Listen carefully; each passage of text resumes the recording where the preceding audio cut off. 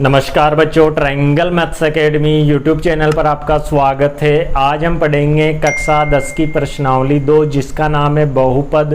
तो बच्चों आज हम इस वीडियो में बहुपद का परिचय करेंगे ताकि ये प्रश्नावली हमें अच्छे से समझ में आए। और हाँ, अगर आप नए हो तो प्लीज़ चैनल को सब्सक्राइब जरूर कर लें। तो देखिए बच्चों, बहुपद नाम दिया हुआ है बहुपद। बहुपद का मतलब है, जैसा कि नाम से पता चल रहा है, बहु यानी होता है बहुत सारे, पद यानी होते हैं पद या भाग या पार्ट, यानी जिसके अंदर बहुत सारे भाग हो उसे ही हम क्या कहेंगे, बहुपद कहेंगे। तो बच्चों बहुपद दो चीज़ों से मिलकर बना होता है, चर और अचर। तो सबसे पहले हम चर और अचर को समझेंगे, उसके बाद बहुपद को समझेंगे। तो देखिए यहाँ पे चर एबीसीडी के स्मॉल लेटर से दर्शाए जाते हैं, छोटी एबीसीडी के लेटर्स से दर्शाया जाता है इनको, और इनका मान हमेशा चेंज होता रहता है। तो देखिए जिनका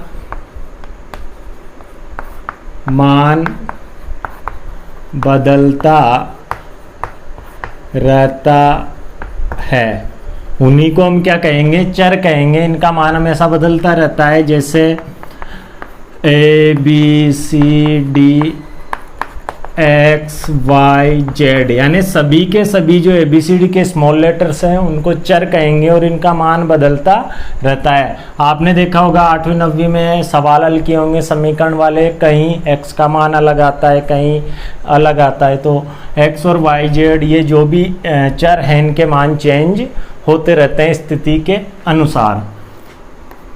अब देखिए अचर को गणितीय अंकों से दर्शाते हैं और ये इनके मान हमेशा एक जैसे रहते हैं, चाहे कहीं भी ले जाओ। 5 है तो 5 ही रहेगा, ठीक है। तो जिनका मान हमेशा समान रहे उन्हीं को हम क्या कहेंगे, अचर कहेंगे। जैसे 0 1 2 3 4 ऐसे अनंत तक, ये माइनस में भी हो सकते हैं प्लस में भी हो सकते हैं, इनको हम क्या कहेंगे, अचर कहेंगे, ठीक है। और इन दोनों से जो राशियां बनती हैं उनको हम कहते हैं बीजीय व्यंजक। तो देखिए बीजीय व्यंजक किन्हें कहेंगे, बीजीय व्यंजक हमने पिछली क्लासों में भी पढ़ लिया। बीजीय व्यंजक किन्हें कहेंगे, चर और अचर राशियों को, चर व अचर राशियों को विभिन्न गणितीय संक्रियाओं से मिलाकर लिखना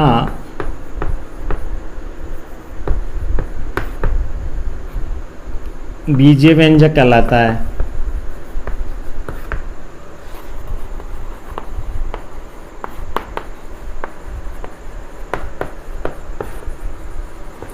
तो बच्चों समझिए इसको, चर व अचर राशियों को विभिन्न गणितीय संक्रियाओं में आ गया जोड़, बाकी, गुणा, भाग, यानी ये सभी गणित की संक्रियाएं 4 मुख्य संक्रियाएं होती है, यानी 4 मुख्य ट्रिक्स होती है जिनकी सहायता से हम सवाल सोल्व करते हैं, जोड़, बाकी, गुणा और भाग, ठीक है। तो 4 गणितीय संक्रियाओं से मिलाकर किन्हीं भी चर और अचरों को मिलाकर लिख दें उन्हीं को हम क्या कहेंगे, बीजीय व्यंजक कहेंगे। तो देखिए अब बहुपद क्या होता है इसको हम आसानी से समझ सकते हैं। तो सबसे पहले तो हम बीजीय व्यंजक समझ रहे हैं। तो देखिए यहाँ पे ये बीजीय व्यंजक कहलाएगा 4x²। ये 4 तो x² से किस रूप में जुड़ा हुआ है, इनटू में जुड़ा हुआ है, कुछ भी नहीं लगा हुआ तो इसको क्या बोलेंगे, इनटू। जैसे x + 4 ये दोनों आपस में कहीं से जुड़े हुए हैं, प्लस से जुड़े हुए हैं, यानी जोड़, बाकी, गुणा, भाग किसी से भी आपस में जुड़े हो उनको हम क्या कहेंगे, बीजीय व्यंजक कहेंगे। अब देखिए बहुपद किसे कहते हैं, तो बहुपद कहेंगे ऐसे बीजीय व्यंजक जिनकी घात पूर्ण संख्या हो। पूर्ण संख्या बोलेंगे 0 से अनंत तक कुछ भी हो सकती है घात। ऐसे बहुपद जिनमें चर की घात क्या हो, पूर्ण संख्या हो, उन्हीं को बहुपद कहा जाता है। जिनकी घात पूर्ण संख्या नहीं है उनको हम बहुपद नहीं कहेंगे। तो देखिए ऐसे बीजीय व्यंजक जिनकी घात पूर्ण संख्या, पूर्ण संख्या बोलते हैं 0 1 2 3 ऐसे अनंत तक चलती है, पूर्ण संख्या हो, बहुपद कहलाते हैं। क्या कहलाते हैं? बहुपद कहलाते हैं। इसको उदाहरण से समझिए, जैसे 2x² + 3x + 7।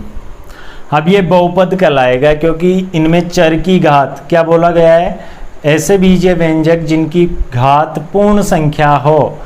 ऐसे बीजीय व्यंजक जिनकी घात क्या हो, पूर्ण संख्या। तो चर की घात देखनी है हमें। चर की घात कितनी है? 2। तो 2 क्या होता है? एक पूर्ण संख्या होती है। और यहाँ चर की घात कितनी है? 1। कुछ भी नहीं लगा तो उसको क्या मानते हैं? 1। तो 1 भी एक पूर्ण संख्या है। यहाँ पे भी होता है चर, तो यहाँ चर होता है x की घात 0, यानी 0 भी क्या है? एक पूर्ण संख्या है। लेकिन ऐसे बीजीय व्यंजक जिनकी घात पूर्ण संख्या नहीं हो वो बहुपद नहीं कहलाएंगे। जैसे यहाँ पे मैं लिख दूँ x की घात -2। -2 क्या नहीं है? पूर्ण संख्या नहीं है, अतः इसको हम क्या नहीं बोल सकते? बहुपद नहीं बोलेंगे। ऐसे पद जिनकी घात, जिनमें चर की घात क्या हो, पूर्ण संख्या हो, उन्हीं को हम बहुपद कहेंगे। तो ये बात क्लियर है। अब हम पढ़ेंगे बहुपद की घात।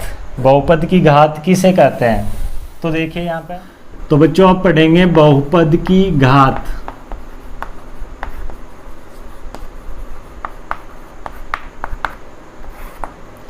तो बहुपद की घात कहते हैं किसी भी बहुपद में उपस्थित चर की अधिकतम घात को क्या कहेंगे? बहुपद की घात कहेंगे। और ये अधिकतम का मतलब होता है सबसे बड़ी घात। तो यहाँ हम लिखेंगे बहुपद में उपस्थित चर की अधिकतम यानी बड़ी अधिकतम घात को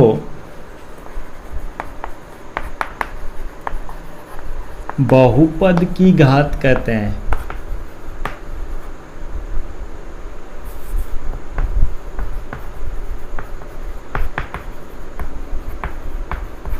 तो ध्यान से समझना इसको। जैसे मैं एक एग्जांपल लेता हूं, यहां ऐसा दिया हुआ है, तो इसमें बहुपद की घात क्या होगी? अधिकतम घात देखनी है, चर की अधिकतम घात, उसी को बहुपद की घात कहेंगे। तो यहाँ पे चर है x की अधिकतम घात कितनी आ रही है? यहाँ पे 7 आ रहा है और यहाँ पे आ रहा है 1। तो सबसे बड़ी घात 7 है, तो इसकी बहुपद की घात हो जाएगी बहुपद की घात 7। ठीक है। ऐसे ही एक और उदाहरण देख लीजिए। x की घात 3 + x की घात 2 + x की घात 1 + 3। इसमें अगर हम देखें तो बहुपद की अधिकतम घात क्या है? 3। तो यहां लिखेंगे बहुपद की घात बराबर 3। ठीक है। और बच्चों में आपको एक बात बता दूं, ये जो पद है ये इनको पद कहेंगे हम, इन्हीं को हम क्या कहेंगे? पद कहेंगे। तो पहला पद ये हो गया, दूसरा, तीसरा, चौथा, यानी इस बहुपद में कितने पद हैं? 4। यानी कि बीच में माइनस प्लस से जुड़े हों उन्हीं को हम पद बोलेंगे। गुणा और भाग में जुड़े हों उनको बहुपद पद नहीं बोलेंगे। पद और बहुपद में फर्क है, देखिए यहाँ पे, इससे तो समझाता हूं मैं आपको। अब ये दोनों गुणा में जुड़े हुए हैं तो ये पूरा तो एक ही पद कहलाएगा। हमें देखना है ओनली प्लस माइनस। ठीक है, क्या देखना है? प्लस और माइनस। तो जहाँ प्लस और माइनस लगा है वहाँ से वो पद अलग हो जाता है। तो ये 2x² अलग पद कहलाएगा, 4x अलग पद कहलाएगा और 5 अलग पद कहलाएगा। यानी टोटल मिला के इसमें कितने पद हो गए इस बहुपद में? 3, 1 2 3। ठीक है। गुणा और जो गुणा और भाग को नहीं देखते, ओनली माइनस प्लस से इनको काउंट करते हैं, यानी माइनस प्लस को देखते हैं। ठीक है। तो देखिए एक और उदाहरण समझ लीजिए। 4x की घात 3 प्लस 4/3 x प्लस 3। तो ये भाग में गुणा में जो भी आ रहे हैं इनको एक ही पद बोलेंगे पूरे को, लेकिन यहाँ पे प्लस लगा हुआ है तो ये इससे अलग हो जाएगा, यहाँ पे भी प्लस लगा हुआ है तो ये इससे अलग हो जाएगा। यानी इसमें टोटल मिला के कितने पद हो गए? 3, 1 2 3। तो इनको बहुपद के पद बोलते हैं। ठीक है। अब मैं आपको बता दूं, पदों के आधार पे बहुपद 3 प्रकार के होते हैं। पदों के आधार पे बहुपद कितने प्रकार के होते हैं? 3 प्रकार के होते हैं। देखिए यहाँ पे पदों के आधार पर बहुपद।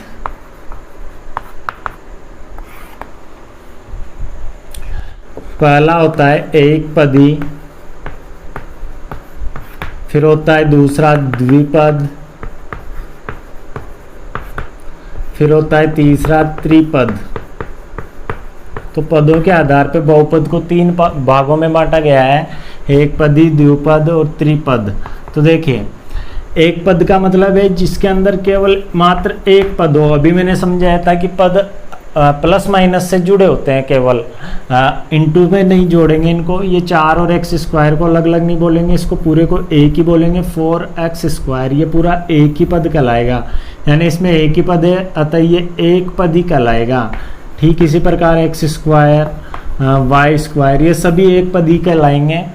अब देखिए द्विपद, जिसके अंदर 2 पद हो, नाम से पता चल रहा है 2x प्लस 5, एक दूसरे से प्लस से जुड़े हुए हैं तो ये द्विपद कहलाएंगे। ठीक है। जैसे y² माइनस 3, इसमें भी कितने पद हुए? 2 पद हुए। ठीक है। और त्रिपद बोलेंगे जिसके अंदर 3 पद हो, जैसे 1 2 3, तो ये त्रिपद कहलाएगा। ये तो हो गए पदों के आधार पे। अब निकालेंगे अपन घातों के आधार पर। घातों के आधार पर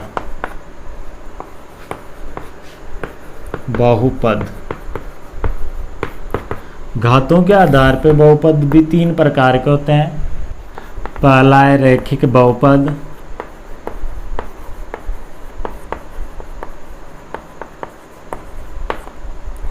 दूसरा है द्विघात बहुपद,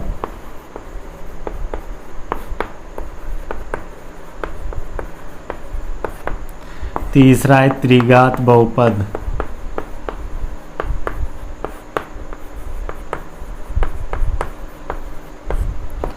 तो बच्चों रैखिक बहुपद बोलेंगे जिसमें चर की अधिकतम घात 1 हो, यानी जिसकी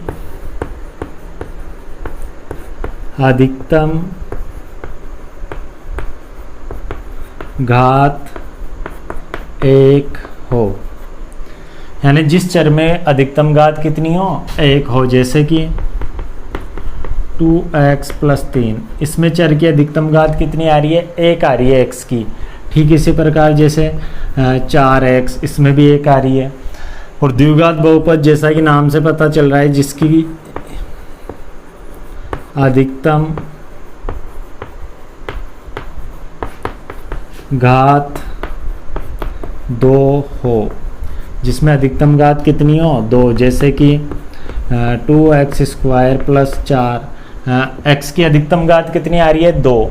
तो इनको बोलेंगे द्विघात बहुपद। ऐसे होता है त्रिघात बहुपद, यानी जिसकी अधिकतम घात 3 हो, जिसकी अधिकतम घात 3 हो। ठीक है। तो जैसे इसका एग्जाम्पल समझे तो 3x की घात 3 प्लस 4x प्लस 5। अधिकतम चर की घात कितनी आ रही है 3, यहाँ पे 1 है तो अधिकतम घात 3 आ रही है, तो ये त्रिघात बहुपद कहलाएगा।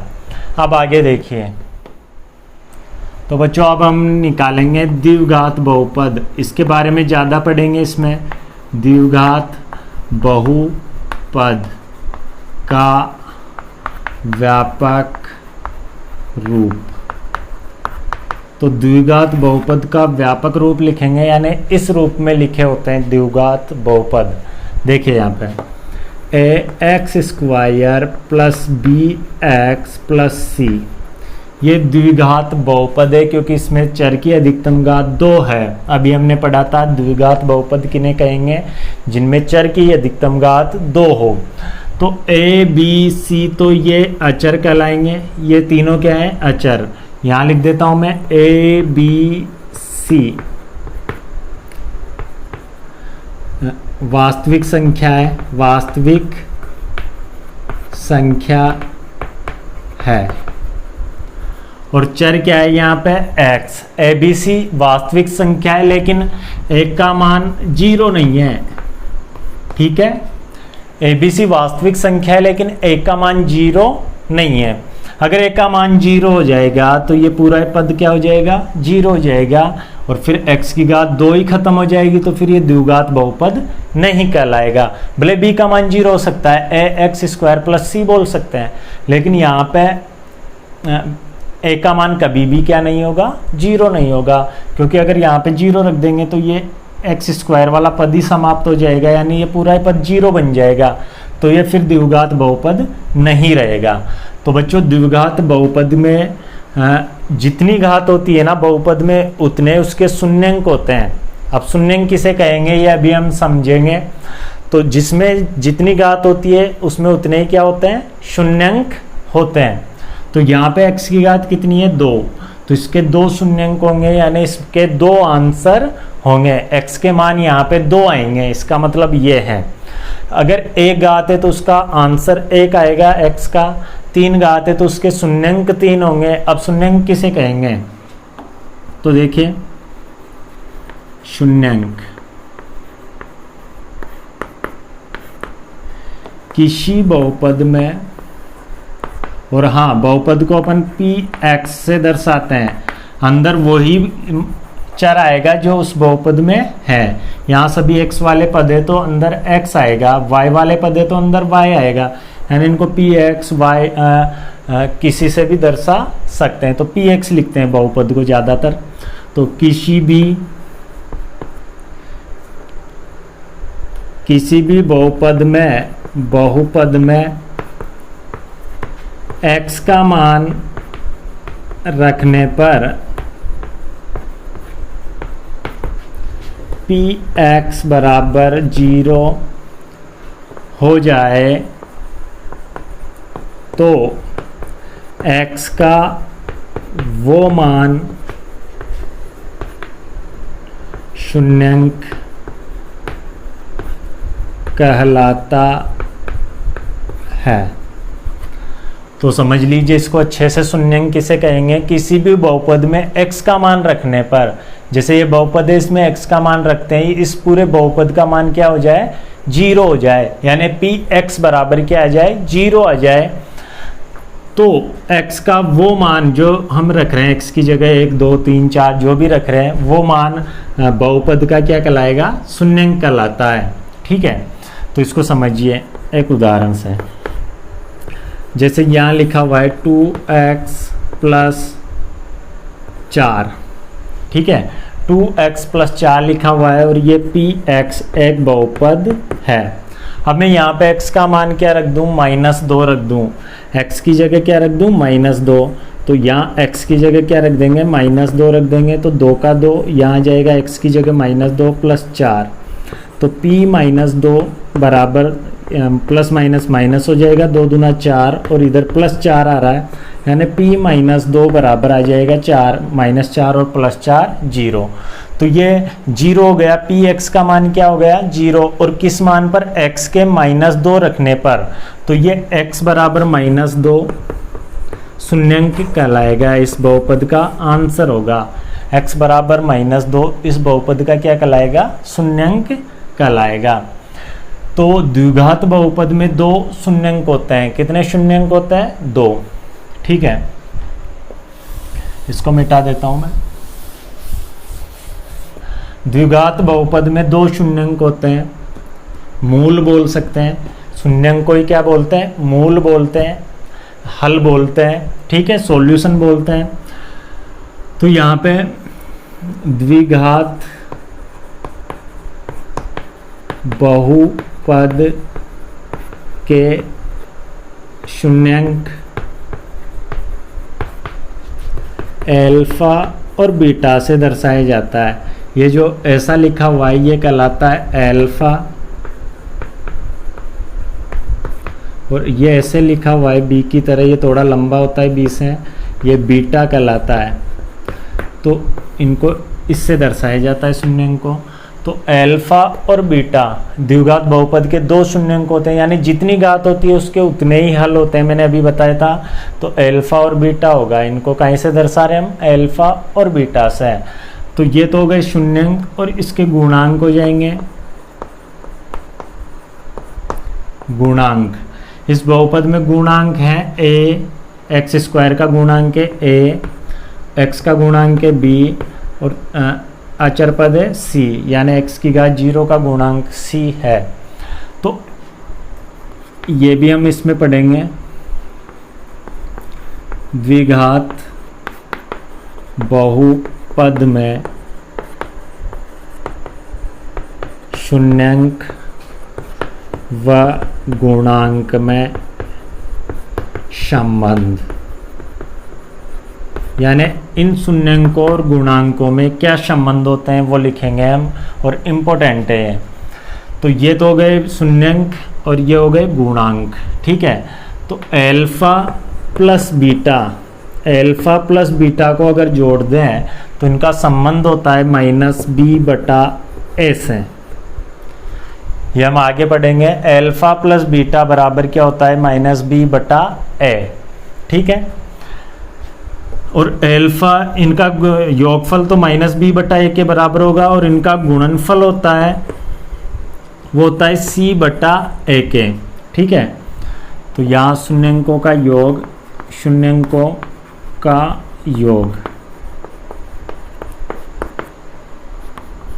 और यह है शून्यंकों का गुणनफल।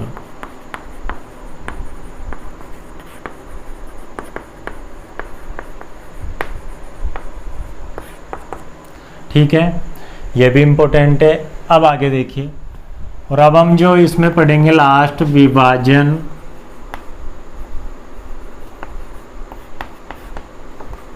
एल्गोरिथम। विभाजन एल्गोरिथम, या फिर इसका दूसरा नाम है कलन विधि।